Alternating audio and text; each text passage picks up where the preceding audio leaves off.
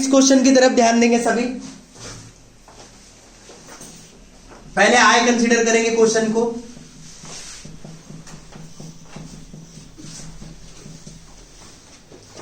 अब यहां ध्यान देंगे, ये लॉग के सामने जो टर्म है इसको आप पावर में लगा सकते हो, पावर में शिफ्ट कर सकते हो।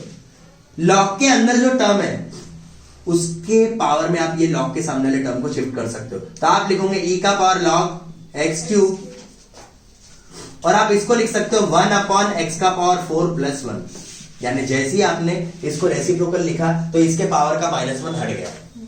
अब उसके बाद एक रूल है, जब लॉग जिस टर्म के पावर में है वो टर्म और लॉग के बेस में जो टर्म है वो सेम होता है तो वो पूरा कैंसिल हो जाता है। एग्जाम्पल मुझे बताइए, लॉग के सामने कुछ नहीं यानी ई है, लॉग के बेस में कुछ नहीं यानी ई है, सॉरी लॉग के बेस में कुछ नहीं यानी ई है। तो लॉग जिस टर्म के पावर में वो भी ई है और लॉग का जो बेस है वो भी ई है, तो पूरा हट जाएगा और यहां पे आएगा एक्स क्यूब, यहां पर आएगा एक्स क्यूब और यहां बचेगा 1 अपॉन एक्स का पावर 4 प्लस 1 dx। इसको जब हम सॉल्व करेंगे तो ये आएगा एक्स क्यूब 1 जा एक्स क्यूब और यहां आएगा एक्स का पावर 4 प्लस 1 इंटू dx। अब यहां ऑब्जर्व करेंगे तो ये आपका कहीं ना कहीं टर्म दिख रहा है और ये उसका डेरिवेटिव है। तो अब यहां पुट करेंगे, आप put t equal to X का पावर 4 प्लस 1। पुट करने के बाद यहां आएगा dt अपॉन dx, एक्स का पावर 4 का डेरिवेटिव 4x का क्यूब, 1 का डेरिवेटिव वैसे भी 0 होता है तो नहीं भी लिखे तो चलता है। तो यहां आएगा dt upon 4 equals to X cube dx। तो i equals to X cube dx की वैल्यू यदि ऑब्जर्व करेंगे तो एक्स क्यूब dx, ये देखिए एक्स क्यूब dx की जरूरत है और एक्स क्यूब dx का वैल्यू आया हमारा dt upon 4। X cube dx का वैल्यू आया dt अपॉन 4 अपॉन एक्स का पावर 4 प्लस 1, इसको आपने एज्यूम किया हुआ था t। यहां से 1/4 निकलेगा इंटीग्रेशन के बाहर तो बचेगा integration of dt by t। तो यहां आएगा 1/4, इसका integration log of mod of t plus c। तो यहां आएगा 1/4 log ऑफ मॉड ऑफ, ये t है, t का वैल्यू कितना आ रहा है, t का वैल्यू आ रहा है x का power 4 plus 1 plus c। This is your answer.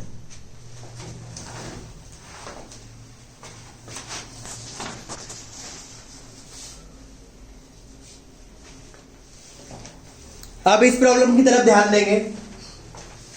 इस प्रॉब्लम की यदि बात करूंगा तो यहां सबसे पहले क्वेश्चन को आई कंसीडर करेंगे। इस प्रॉब्लम में आपको एक ट्रिक याद रखना पड़ेगा, मतलब प्रैक्टिस चाहिए इस क्वेश्चन की।